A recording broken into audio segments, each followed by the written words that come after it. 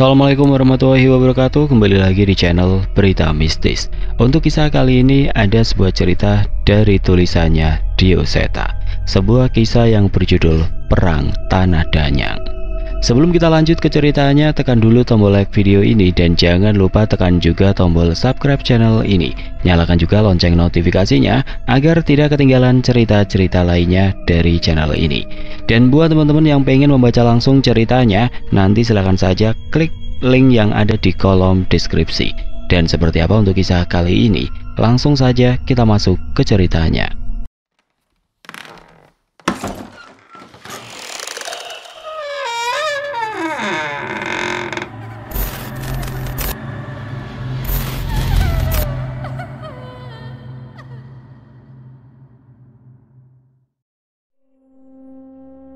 Suara mesin sepeda motor memecah keheningan di jalan setapak yang dikelilingi hutan-hutan menuju sebuah desa. Berkali-kali aku mengikatkan Mas Sabta yang menjemputku dengan motor tuanya untuk berhati-hati. Namun rasa cemasnya akan keadaan keluarga dan warga desa tidak bisa ditutupi. Namaku Anggoro, seorang dokter yang sedang menjalankan tugas di salah satu kota besar di Jawa Barat. Namun kemarin bapak menelponku dan memintaku untuk pulang. Pulang ya Le. Bapak takut, mungkin saja hal buruk akan terjadi pada Bapak. Setidaknya sebelum hal buruk itu terjadi, Bapak pengen ketemu kamu. Kata-kata itu terus terngiang membuatku tidak mungkin lagi menolak untuk pulang. Bapak juga mengatakan bahwa seandainya aku bisa kembali, mungkin saja aku bisa membantu akan apa yang terjadi di desa. Sesuatu yang mengerikan terjadi di sana. Belasan warga mati. Mas Sabta yang menjemputku di terminal pun menceritakan dengan tubuh yang gemetar dan lemas. Ia melihatnya sendiri. Bagaimana tetangga yang masih saudara jauh dengannya mati dengan tubuh yang menghitam dan bagian tubuhnya putus satu persatu. Dan saat ini di rumah Bapak masih terdapat beberapa warga yang bernasib serupa. Bangunan itu masih belum dibongkar. Aku bertanya pada Mas Sabta sambil menunjuk beberapa sisa rumah-rumah tua yang sudah hancur di salah satu sisi hutan. Hanya tersisa sebagian tembok-tembok saja yang sudah ditumbuhi tanaman merambat dan lumut. Sisa dinding-dinding bangunan di sana sudah terkelupas dan menunjukkan tumpukan bata yang masih tebal. Ada sebuah sumur yang sepertinya juga sudah lama tidak digunakan. Nggak ada yang berani Mas Anggoro. Katanya masih ada yang punya, takut salah. Aku hanya menggeleng melihat sisa-sisa bangunan yang sudah ada sejak aku kecil. Entah kapan terakhir kali bangunan itu berbentuk rumah dan ditinggali, Bapak pun tidak bisa menjawab. Gapura desa Darmo Kulon pun terlihat di hadapan kami. Namun aku tidak menyangka bahwa keadaan di desa begitu gelap. Semua rumah mematikan lampu dan hanya ada beberapa obor yang dibuat menggunakan botol kaca yang menyala di beberapa sudut jalan. Gelap sekali Mas, mati listrik. Sengaja Mas, kami semua mematikan listrik, mengunci semua pintu, tidur di lantai, supaya setan-setan yang mengutuk desa kami tidak masuk ke desa ini.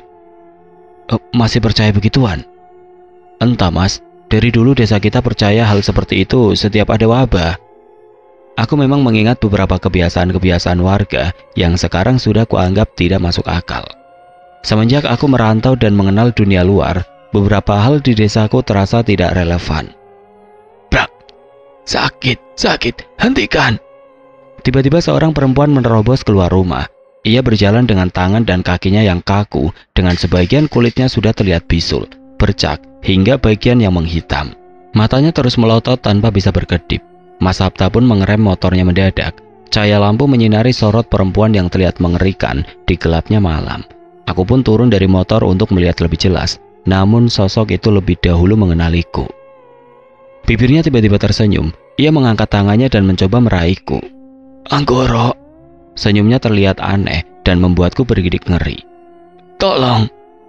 Belum sempat mendekat ke arahku, tiba-tiba jari-jari wanita yang telah menghitam itu terpisah dari tubuhnya dan jatuh ke tanah. Wajahnya terus menatapku namun tidak lagi bergerak. Satu tangannya masih berusaha meraihku, namun jari-jari jatuh satu persatu. Aku mengenali perempuan itu. Murni? Kamu Murni kan? Aku memastikan bahwa di hadapannya adalah teman masa kecilku, namun sudah terlambat cukup lama. Tubuh Murni tidak lagi bertahan. Tubuh itu pun terjatuh tidak bernyawa setelah beberapa bagian tubuhnya terpisah. Satu lagi korban jiwa terjadi di desa Darmo Kulon. Kedatanganku yang disambut dengan kematian murni, teman masa kecilku membuat diriku terpuruk. Aku pun kembali ke rumah ayahnya yang merupakan seorang mantri di desa itu dengan wajah yang kusut. "Kula nuwun Bapak, ini Anggoro," ucapku sambil mengetuk pintu yang terkunci dari dalam. Terlihat seseorang berusaha berjalan dengan cepat dengan kakinya yang tertatih untuk membukakan pintu. "Alhamdulillah, Le, kamu datang juga," sambut bapak yang bernafas lega melihat kedatanganku. Aku mencium tangan bapak dan segera memeluknya. Tubuhnya terlihat semakin kurus dan aku merasakan bahwa ia menanggung beban yang tidak biasa. "Pak Parmin, tasnya Mas Anggoro izin saya masukkan ke dalam ya," ucap Mas Sabta. "Iya Le, matur nuwun ya," balas bapak yang bergegas mengajakku masuk ke dalam. Baru beberapa langkah memasuki ruangan aku sudah mencium bau yang berbeda. Kadang tercium bau rempah-rempah obat, kadang tercium bau yang cukup busuk. Terdengar suara dengkuran dan rintihan dari dalam rumah. "Nanti kamu tidur di rumah Sabta saja ya Le. Beberapa warga nggak punya keluarga, jadi bapak ngerawat mereka di rumah," jelas bapak yang sepertinya menyadari gelagatku yang tidak nyaman. "Nggak Pak, Anggoro bantu bapak rawat mereka. Sekarang Anggoro sudah jadi dokter, jadi harusnya lebih mengerti Pak." Tidak mungkin aku meninggalkan bapak dalam keadaan seperti ini. Sejak kecil bapak merawatku seorang diri setelah ibu meninggal di umurku yang masih 5 tahun. Ia membiayai kebutuhanku dengan profesinya sebagai mantri yang pendapatannya tidak seberapa itu. Walaupun rumah kami sederhana, uang kami tidak banyak, bapak bercita-cita menyekolahkan aku hingga jadi dokter agar bisa lebih baik darinya dan bisa membantu lebih banyak orang. Sudah jelas gelar yang kumiliki saat ini adalah hasil keringatnya. "Bapak tahu, kamu pasti lebih ngerti Le. Tapi takutnya apa yang terjadi di desa ini belum tentu bisa ditangani oleh manusia biasa." Aku hanya menggeleng mendengar jawaban bapak. Namun aku tidak membalas pernyataannya. Aku tidak ingin menyinggungnya dengan tanggapanku mengenai hal-hal mistis. Berbagai dugaan sudah berkecamuk di kepalaku. Malam itu juga aku membersihkan diri, mengenakan perlengkapanku, sarung tangan, dan masker untuk memeriksa warga desa. Mereka semua memiliki gejala yang sama, tubuh yang kaku, bisul di telapak kaki, hingga kulit yang seperti luka bakar, hingga hitam membusuk. Saat itu aku mengurungkan niat untuk menyentuh mereka. "Bapak," aku mendekat ke arah bapak sambil mengamati beberapa bagian tubuhnya. Sepertinya belum ada gejala-gejala di tubuh bapak. "Gimana Le?" Mata bapak menaruh banyak harap kepadaku. "Setelah ini kita pisahkan warga yang sehat dengan yang sakit. Besok akan saya panggil bantuan tim medis." Aku menjelaskan pada bapak dengan serius mungkin. "Desa ini terkena wabah kusta." Mata bapak terbelalak mendengar pernyataanku. Sepertinya ia tidak menyangka penyakit itu akan menjangkit warga desa. "Kamu yakin Le? Ini bukan kutukan yang disebabkan karena itu?" Aku menggeleng sambil melepas sarung tangan dan menepuk pundak bapak. "Yakin Pak, tidak usah khawatir tentang apa yang terjadi 7 tahun lalu. Toh warga desa juga sudah sepakat mengambil keputusan ini." Bapak menghela nafas dan sedikit membuang muka. Sepertinya ia merasa tidak nyaman dengan tanggapanku. "Kalau bukan kutukan, kenapa mereka teriak-teriak kesetanan tiap malam Mas? Ada yang kelihatan ketakutan, ada juga yang seperti kesurupan." Mas Sabta tidak ingin percaya begitu saja. "Bisa jadi halusinasi, tapi kalau memang ada faktor lain, kita harus cari tahu. Tenang saja, itu juga kan tujuanku ke sini." Aku menelpon kenalan-kenalan tenaga medis yang bisa menghubungkanku ke rumah sakit terdekat. Aku menjelaskan tentang wabah kusta yang terjadi di desaku dan meminta mereka membuat leprosorium darurat di desaku secepatnya. Saat itu Mas Sabta menghampiri bapak dan terlihat tengah berbincang dengan raut wajah serius. Sepertinya ada yang ingin mereka sampaikan kepada aku. "Mas Anggoro, kalau bisa menyempatkan waktu sebentar lagi, saya dan bapak mau ngajak Mas Anggoro ke suatu tempat," ajak Mas Sabta. "Malam-malam begini?" Mas Sabta menoleh ke arah bapak dan bapak mengangguk menyetujuinya. "Di keadaan ini kita nggak tahu bahwa ada nyawa yang bisa melayang jika kita menunda beberapa detik saja. Jadi saya rasa Mas Anggoro harus mengetahui hal ini secepatnya," balas Mas Sabta. "Bapak juga ikut Le. Kita cuma bisa sampai ke sana dengan berjalan kaki, sambil ada yang mau Bapak ceritakan juga. Mendengar mereka berbicara seperti itu, sepertinya hal yang ingin mereka sampaikan adalah hal yang penting. Aku pun meminta waktu sebentar untuk bersiap-siap sementara mereka membuat obor yang akan kami gunakan untuk perjalanan kami. Bapak mengajakku melintasi desa yang semakin gelap. Suara isak tangis dan rintihan terdengar dari beberapa rumah warga. Terlihat beberapa orang yang sudah dihubungi oleh Bapak dan Mas Sabta tengah berkeliling untuk memisahkan warga yang sehat dan yang sakit sesuai perintahku. Saat itu aku sedikit merasa lega. Setidaknya walaupun ragu dengan penilaianku, Bapak tetap menjalankan perintahku. Namun ada sebuah pemandangan yang sedikit mengganggu saat aku melintas. Kami melewati sebuah musola. Di sana terlihat beberapa orang bersama sebuah keranda. Jasad murni terbaring di keranda bambu sederhana dengan beberapa orang mengelilinginya. Hanya nyala redup lampu minyak yang menerangi musola yang terasa begitu sunyi. Dadaku benar-benar terasa sesak saat melihatnya. Murni yang pergi di depan mataku dalam keadaan yang begitu mengenaskan, meninggalkan luka yang dalam di pikiranku. Andai saja aku datang beberapa hari lebih awal, mungkin aku bisa menyelamatkannya dari takdir yang kejam ini. Bapak mengajakku melewati jalur yang melintasi pemakaman umum, sebuah tempat yang terasa semakin angker seiring langkah kami. Pemakaman ini sudah sangat tua dengan banyak pemakaman yang tidak terawat. Batu nisan yang miring dan tertutupi lumut tanah di sekelilingnya terlihat berantakan, seakan dilupakan oleh waktu. Suara kepakan sayap kelelawar yang melintas di atas kepala dan derik jangkrik yang terus-menerus terdengar di sekitarku. Warga desa kita sudah tidak ada lagi yang dimakamkan di sini, Mas, ucap Mas Sabta. Kenapa, Mas? Aku penasaran. Sebentar lagi, Mas. Kalau sudah sampai Bapak akan ceritakan semua. Aku hanya mengangguk, mengikuti langkah mereka dengan hati yang semakin waspada. Semakin jauh kami berjalan, jalur itu kian menyempit dan membawa kami semakin dalam ke hutan yang terasa semakin mencekam. Bapak memimpin jalan dengan sebuah obor di tangan. Cahayanya yang redup hanya mampu menerangi sedikit di depan kami. Di hadapan kami ada sebuah sendang yang sudah mengering yang tersembunyi di hutan belakang desa. Dari tempatku berada saat ini, samar-samar aku mencium bau yang mengganggu. Sejak kejadian 7 tahun lalu, warga yang meninggal tidak ada lagi yang dikuburkan, Le, ucap Bapak sambil duduk di sebuah batu yang cukup besar di dekat kami. Maksud Bapak, dikubur di desa lain? Bapak menggeleng. Ia menghela nafas seolah sudah siap untuk menceritakan semuanya. Bapak mulai bercerita dengan mengingatkan bahwa sebelumnya desa Darmokulon adalah desa yang tenang dan tentram. Kami selalu menikmati hasil panen dan hidup tenang, namun desa Darmokulon merupakan desa yang sedikit berbeda dengan desa lainnya. Kami memiliki kebiasaan tersendiri dengan mengagungkan sosok yang dianggap penjaga gaib yang bersemayam di salah satu bukit. Kami mengenalnya dengan nama Raden Mas Sutobenggolo. Setiap panen dan waktu-waktu yang ditentukan, kami menyampaikan hantaran dan melakukan sesembahan pada sosok yang menjaga desa kami itu. Sebenarnya kami sadar bahwa yang kami lakukan bertentangan dengan ajaran agama yang kami anut saat ini. Namun semua tradisi ini sudah terjadi turun-temurun sampai 7 tahun lalu. Warga desa mengambil keputusan besar. Warga desa memutuskan untuk berhenti melakukan pemujaan dan memberi sesajen atau persembahan. Acara adat tetap diadakan, namun lebih ke berupa bersih-bersih desa dan syukuran bersama.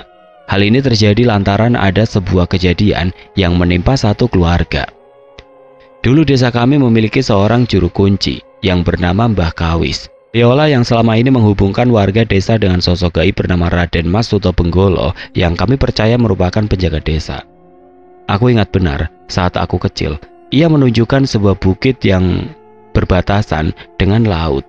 Ia mengatakan bahwa bukit itu adalah penjaga desa kita. Di sana berdiam sosok gaib bernama Raden Sutobenggolo yang menjaga desa dari bencana alam, hingga memberkahi desa dengan hasil panen yang melimpah. Mbah Kawi sendiri menjadi juru kunci meneruskan warisan ayah dan leluhurnya yang juga seorang juru kunci. Tapi suatu ketika, terjadi gagal panen di desa Darmokulon. Warga menceritakan pada Mbah Kawis dan memintanya mencari petunjuk kepada Raden Sutobenggolo. Mbah Kawis pun mengerti permasalahan desa dan mendatangi bukit untuk meminta petunjuk. Tapi setelah bersemedi selama 3 malam, Mbah Kawis kembali dengan wajah pucat dan hampir tidak berbicara sedikit pun. Saat warga menanyakan petunjuk yang ia dapat, Mbah Kawis hanya meminta warga desa untuk ikhlas dengan hasil yang kemarin. Warga pun bingung. Mereka ingin menanam kembali namun takut hasilnya akan gagal. Beberapa kali warga desa sempat melihat Mbah Kawis bertamu ke rumah Ustadz Imron dan berbincang dengan wajah yang cemas. Barulah beberapa hari kemudian, apa yang dicemaskan Mbah Kawis terungkap. Sebuah kejadian aneh terjadi di desa. Warga mendengar suara kereta kuda melintas di malam hari. Jelas saja hal itu bukanlah hal yang wajar di desa. Salah seorang warga ada yang mencoba mengintip, dan mereka melihat sebuah kereta kuda yang sangat tua melintas dengan berbagai makhluk tanpa kepala mengiringinya. Tidak ada satupun warga yang berani keluar melihat kengerian itu. Saat itu kereta kuda dan pasukannya berhenti di sebuah rumah, dan tidak disangka Mbah Kawis sudah menanti di sana dan menghadang makhluk itu. "Tuhan memintaku menjemput wanita itu." Makhluk itu berbicara dengan Mbah Kawis. "Desa ini tidak akan menyerahkan siapapun. Perempuan yang Raden minta sudah menikah dan memiliki seorang anak," balas Mbah Kawis. "Aku ditugaskan untuk menjemputnya, bukan untuk meminta persetujuanmu." Brak. Tiba-tiba pintu rumah itu terbuka. Seorang perempuan keluar dengan dandanan dan pakaian yang cantik, namanya Saria. Ia adalah istri dari seorang tukang kayu di desa kami. Saria keluar dengan ekspresi wajah yang aneh. Ia terus tersenyum dengan mata yang tidak berkedip. "Jangan, Saria," larang Mbah Kawis. Namun sosok perempuan itu tidak menoleh sedikit pun. Mbah Kawis menyadari sesuatu. Ia menoleh ke arah rumah Saria dan mendapati 2 tubuh yang tergantung di rumah itu. Suami dan anak Saria kejang-kejang di tali gantungan yang mencekik leher mereka. Astagfirullahaladzim. Mbah Kawis menatap pemandangan mengerikan di depannya, namun ia memutuskan untuk mengabaikan kehadiran setan yang mencekam itu. Dengan pertimbangannya yang cepat, ia segera berusaha menurunkan suami dan anak Saria yang terkulai lemas. Beruntung mereka masih bisa diselamatkan meski dalam keadaan sangat lemah. Saria tanpa perlawanan melangkah masuk ke dalam kereta kuda yang sudah menanti. Hati Mbah Kawis terguncang. Ia bergegas ingin kembali dan membawa Saria kembali, namun langkahnya terhenti ketika Ustadz Imran muncul dan menahannya. Ia seolah memahami bahwa ada hal yang lebih besar yang sedang terjadi. "Biar kita berdua saja yang berurusan dengan mereka. Jika dilakukan di desa, bisa ada warga lain yang terkena imbasnya," jelas Ustadz Imran. Mbah Kawis setuju dengan ucapan Ustadz Imran. Ia hanya bisa menahan emosinya membiarkan rombongan setan itu pergi, membawa Saria yang meninggalkan suami dan seorang anaknya. Sepeninggal makhluk itu, warga desa pun keluar menghampiri Mbah Kawis dan Ustadz Imran. Mbah Kawis pun menceritakan pada warga yang menghampiri mereka pada malam itu. Ia menceritakan bahwa suatu ketika Saria pernah datang ke sungai dekat bukit seorang diri untuk mandi. Saat itu waktu sudah menjelang maghrib. Sialnya tiba-tiba angin berembus sehingga pakaian Saria jatuh dan hanyut ke aliran sungai. Ia pun bingung ketika harus pulang tanpa pakaian miliknya. Namun hari mulai malam. Ia tahu bahwa berbahaya untuk terus berada di sekitar sungai. Ia pun nekat memutari jalan setapak dan melintasi hutan untuk menghindari warga desa melihatnya yang tanpa mengenakan pakaian. Saat itulah Raden Sutobenggolo menyaksikan kemolekan tubuh Saria yang melintas di hutan di bawah cahaya sinar purnama. Saria menyadari bahwa sesuatu mengintainya. Ia pun menutupi tubuhnya dengan daun pisang seadanya dan mengendap-endap di malam hari untuk kembali ke rumahnya. Sayangnya, Raden Sutobenggolo sudah tertarik dan mengincar Saria sejak saat itu. Saat Mbah Kawis menghadap Raden Sutobenggolo, saat itulah penguasa gaib itu menyampaikan ketertarikannya. Ia meminta Saria untuk dibawa kepadanya menjadi istrinya. Jelas saja Mbah Kawis menolak, namun yang terjadi adalah bencana-bencana di desa yang menyebabkan gagal panen hingga penyakit yang menyerang warga desa. Mbah Kawis berusaha menutupi hal ini. Ia pun tidak menyangka bahwa Raden Sutobenggolo akan menjemput sendiri Saria dengan caranya. Ibu akan pulang kan, Mbah?" Satu-satunya anak laki-laki Saria yang masih berumur 7 tahun menangis melihat ibunya pergi dengan cara yang mengerikan. Ayahnya memeluknya dengan menatap Mbah Kawis dengan penuh harap. "Iya, Le, nanti Mbah yang akan jemput ibumu. Kamu bantu sambil doa dan ngaji ya," balas Mbah Kawis memaksakan senyumnya. Mbah, saya bersedia memberikan sesajen, mahar, atau apapun. Yang penting istri saya kembali, Mbah. Suami Saria menaruh harapan besar pada Mbak Kawis. Jangan pernah lagi kita memberikan persembahan apapun untuk makhluk itu. Tidak lagi, ucap Mbak Kawis dengan geram. Sebelum pagi tiba, Mbak Kawis harus mendatangi punden tempat di mana ia biasa berkomunikasi dengan Raden Sunto Begolo. Ia yakin jika matahari sudah terbit mungkin Saria tidak lagi bisa diselamatkan. Ustadz Imron sudah bersiap untuk menemani Mbak Kawis, namun Mbak Kawis menolak. Ia menganggap ini adalah tanggung jawabnya. Terlebih kedatangan Ustadz Imron di sana mungkin malah akan menjadi provokasi untuk makhluk itu. Ia pun pergi seorang diri untuk membawa kembali Saria pulang ke dekapan anak dan suaminya. Saat Mbak Kawis pergi, Ustadz Imron menceritakan banyak hal tentang dirinya. Ustadz Imron menceritakan bahwa sebenarnya sejak kecil Mbak Kawis heran mengapa seluruh warga desa harus memuja Raden Sunto Begolo. Namun garis keturunannya yang diamanahi sebagai juru kunci membuatnya mau tidak mau harus menjalankan wasiat itu. Selama ini tidak sedikit ia menipu warga yang meminta dirinya untuk memberi petunjuk atau ilmu-ilmu penglaris dari Raden Sunto Begolo. Mbak Kawis tidak menghubungkan orang-orang itu dengan penguasa gaib itu, melainkan bertanya pada Ustadz Imron hingga Mbak Kawis bisa memberikan mantra yang sebenarnya merupakan doa-doa dengan bahasa Jawa. Ia tidak ingin warga desa menggantungkan takdirnya pada sosok gaib itu. Walau begitu, Mbak Kawis juga tidak ingin desa ini terkena bencana karena melanggar tradisi yang sudah dijalankan turun-temurun. Dengan berat hati ia tetap menjadi perantara antara warga desa dengan Raden Sunto Begolo setiap upacara pemujaan dan penyerahan sesembahan. Namun Raden Sunto Begolo sudah kelewatan saat ia meminta Saria. Ia bertanya pada Ustadz Imron dan sepakat untuk tidak menyerahkannya. Ia merasa harus mengambil sikap dan memilih untuk melindungi syariah. Warga desa menunggu dengan cemas sambil mendengar cerita-cerita dari Ustadz Imron tentang Mbak Kawis. Dan saat selesai menunaikan sholat subuh, tiba-tiba seseorang memasuki desa dengan langkah tertati. Wajahnya pucat dengan air mata menetes deras di pipinya. "Saria, itu Mbak Saria!" teriak seorang warga. Suami dan anak Saria pun buru-buru menghampiri Saria dan memeluknya dengan erat. Namun Saria masih terus menangis sambil menyebutkan satu nama. "Mbak Kawis, Mas, Mbak Kawis!" Tangisnya sesegukan. Matahari pun mulai terbit. Saat itu juga warga yang cemas dengan keadaan Mbak Kawis pun berkumpul mendatangi punden yang berada di bukit kekuasaan Raden Sunto Begolo. Mereka berbondong-bondong mendatangi tempat sakral di mana Mbak Kawis diamanahkan untuk menjadi perantara warga desa dengan sosok itu. Dan pagi itu, pemandangan mengerikan terpampang di hadapan mereka. Kepala Mbak Kawis berdiri di batu yang menjadi punden keramat di sana, sedangkan bagian tubuh lainnya tercerai-berai di pepohonan hingga tanah di sekitarnya.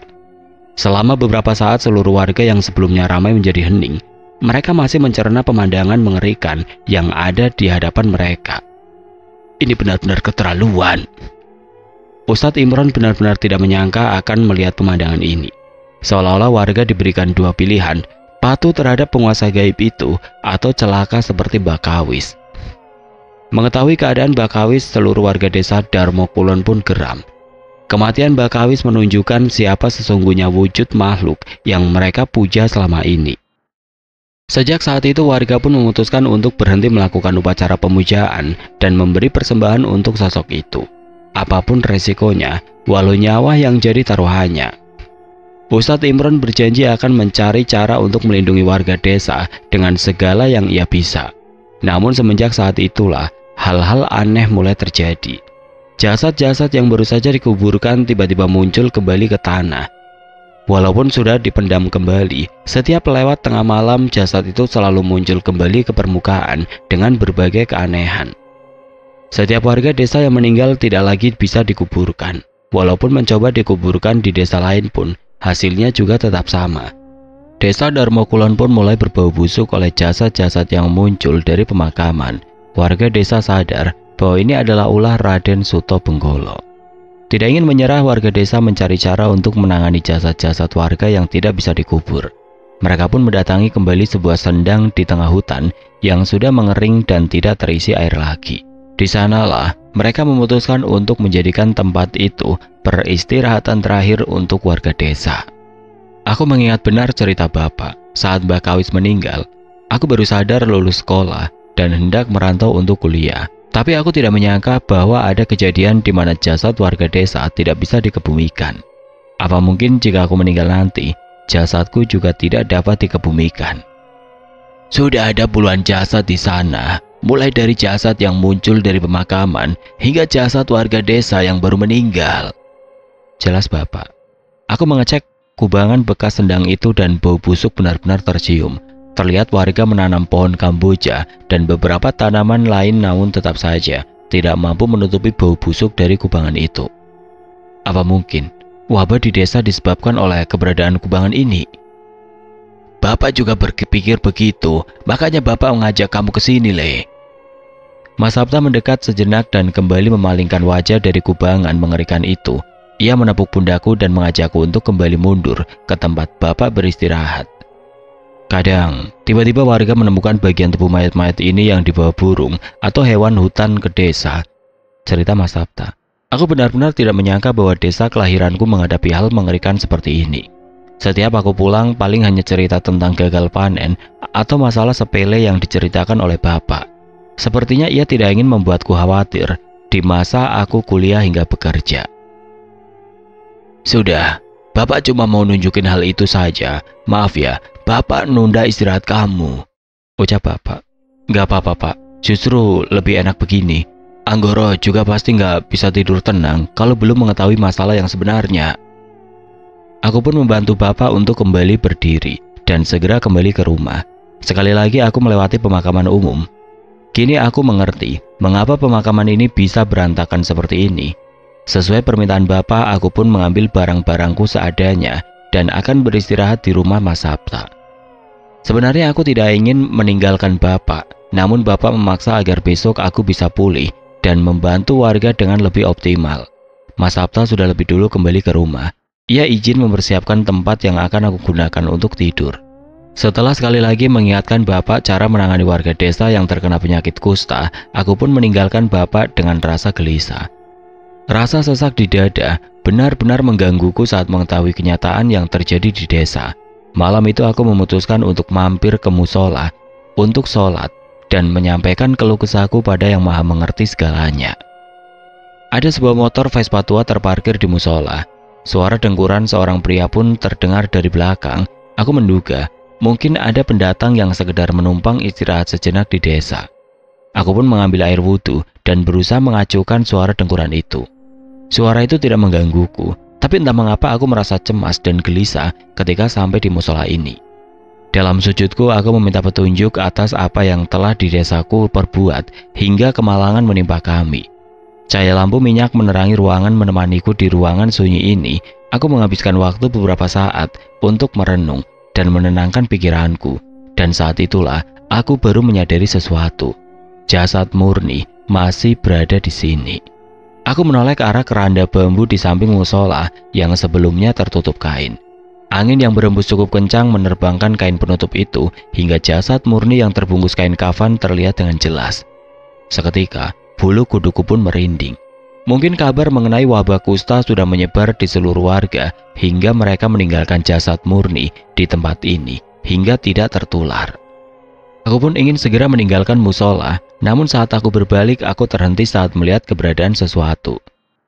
Seorang berdiri bungkuk di luar musola. Seketika bau busuk tercium begitu saja di sekitarku. Aku gemetar, ada yang tidak benar dengan situasi ini.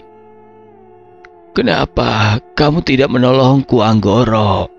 Suara isak tangis terdengar di belakangku. Aku mengenal suara itu, Murni. Itu suara Murni.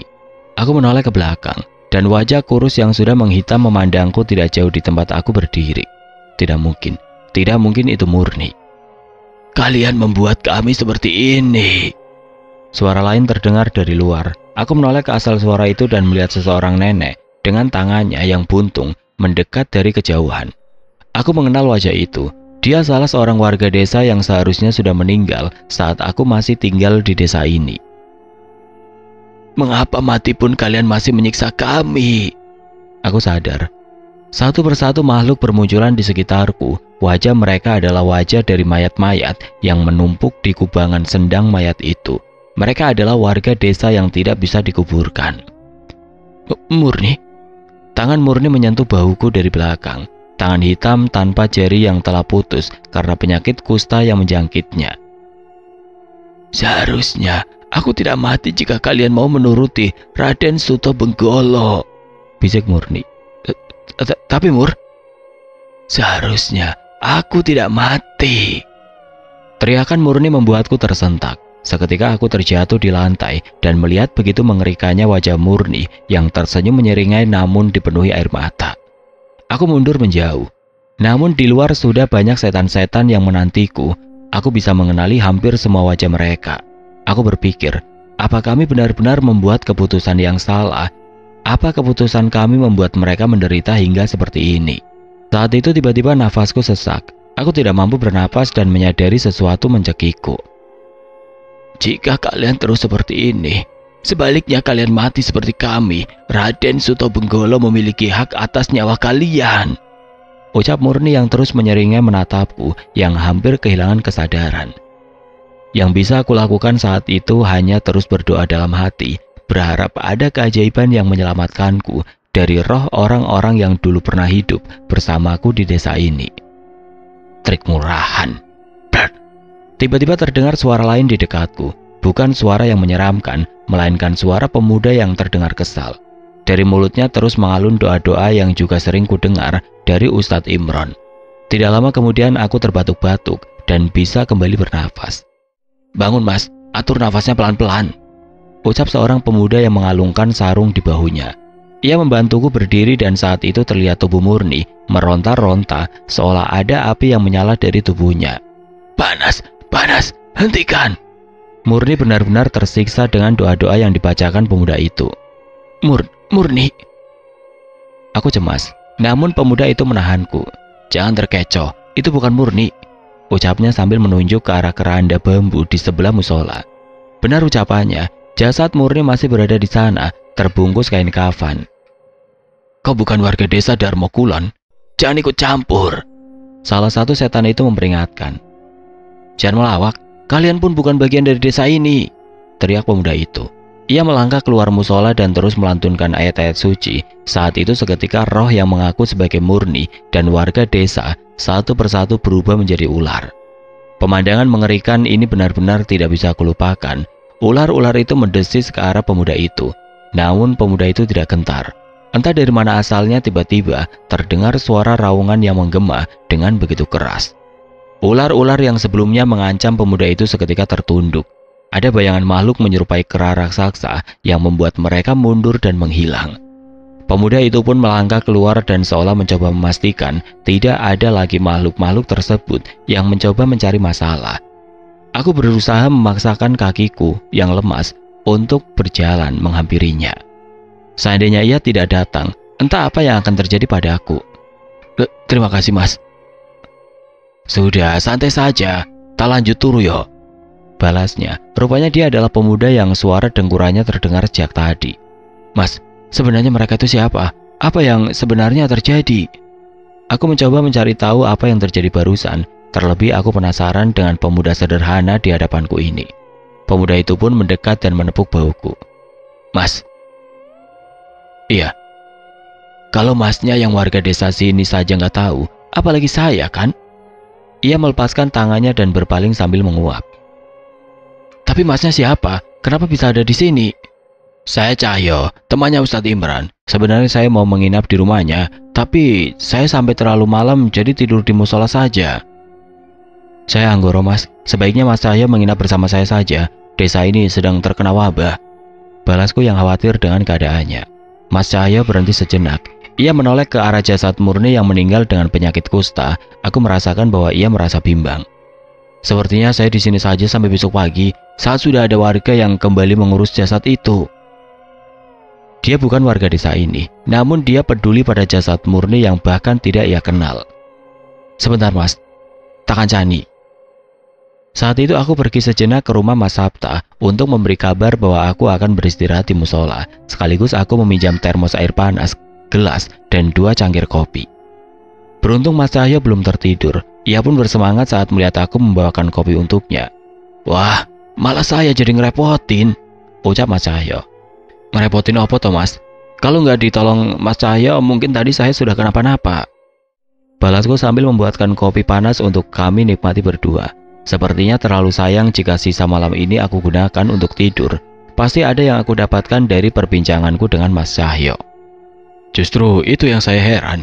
Manusia itu makhluk paling mulia. Seharusnya setan tidak bisa melukai manusia yang beriman. Mungkin ada hubungannya dengan apa yang pernah desa kami lakukan, Mas. Wajah Mas Cahyo pun berubah penasaran saat mendengar jawabanku. Aku menceritakan kejadian tentang 7 tahun lalu yang membuat keadaan desa menjadi seperti ini. Warga desa masih belum menyerah, Mas. Kami masih yakin bahwa kemalangan apapun yang menimpa kami, selama kami di jalan yang benar, maka kami pasti akan selamat. Mas Cahyo mengangguk sambil menyeruput kopinya. Warga desa kalian benar-benar hebat. Tapi pasti ada lebih dari itu. Setan itu, siapa namanya? Situ Gundul? Suto Benggolo, Mas. Yaitu, mungkin ada perjanjian antara leluhur kalian dengan makhluk itu yang mengikat hingga keturunan-keturunannya. Jelas Mas Cahyo. Penjelasan Mas Cahyo cukup masuk akal.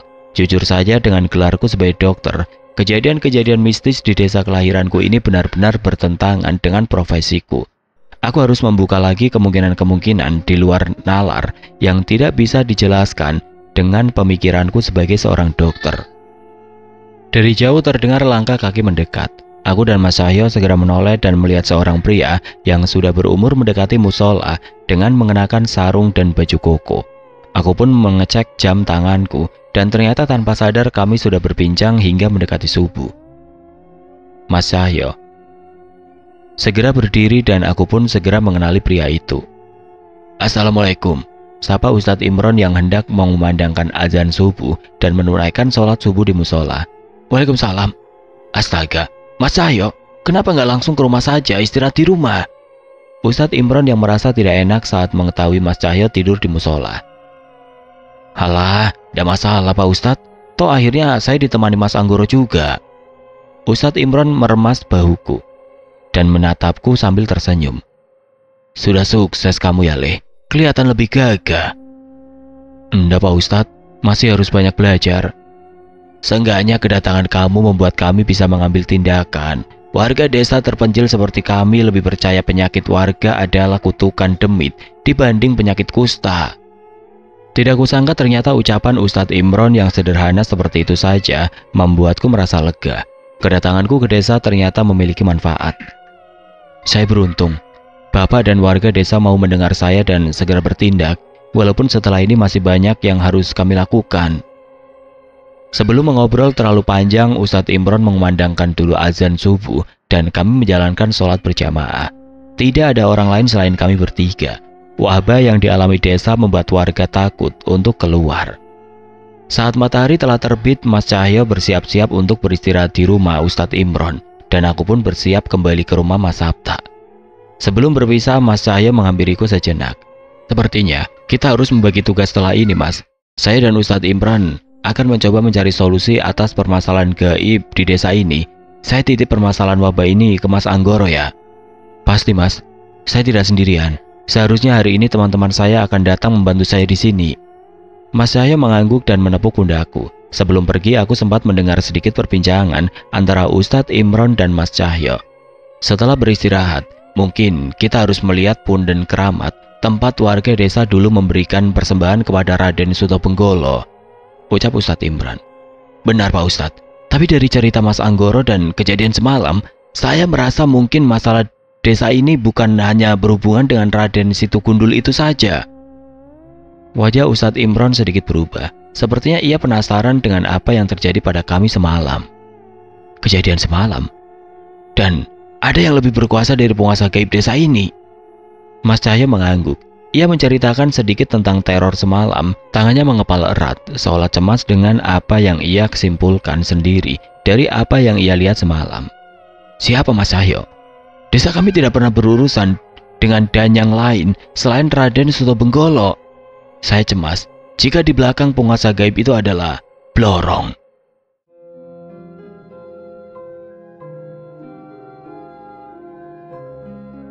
Oke teman-teman, sampai di sini dulu ceritanya. Nantikan kelanjutan kisah ini di video berikutnya. Agar tidak ketinggalan, klik tombol subscribe channel ini dan nyalakan lonceng notifikasinya. Wassalamualaikum warahmatullahi wabarakatuh.